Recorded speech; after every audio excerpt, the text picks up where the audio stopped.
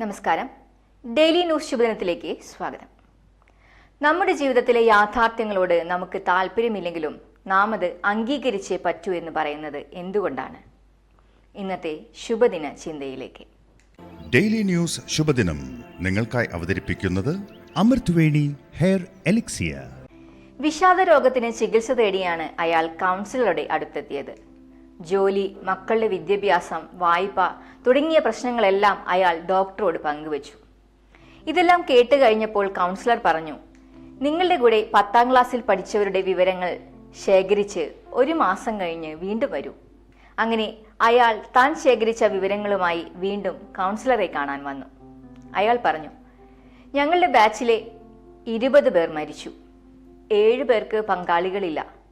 5 പേർ ലഹരിക്കടിമകളാണ്. കുറച്ചുപേർ ധനികരായി, പക്ഷേ അവരിൽ പലരും അസുഖബാധിതരാണ്. പിന്നെ 3 പേരുടെ മക്കൾ ജയിലിലാണ്. ഇതെല്ലാം കേട്ടപ്പോൾ കൗൺസിലർ ചോദിച്ചു, ഇപ്പോൾ നിങ്ങളുടെ വിഷാദരോഗം എങ്ങനെയുണ്ട്? തൻ്റെ അസുഖം ഇപ്പോൾ ഭേദമായതായി സ്വയം പ്രഖ്യാപിച്ച് അയാൾ അവിടെ നിന്നും ഇറങ്ങി. എന്തിനാണ് അപരന്റെ പാത്രത്തിൽ നോക്കി നാം ആഹാരം കഴിക്കുന്നത്?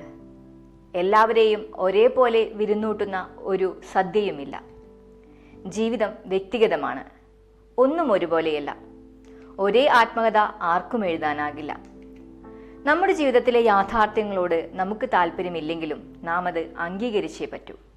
ദുഃഖിക്കാൻ ഒരു കാരണവുമില്ലാതെ ഒരു ദിനവും ആർക്കും ഉണ്ടാകില്ല. സന്തോഷിക്കാൻ ഒരു കാരണവുമില്ലാതെ ഒരു ദിനവും ഉണ്ടാകില്ല. എന്തിനാണ് വില കൊടുക്കുന്നത് എന്നതിലാണ് കാര്യം.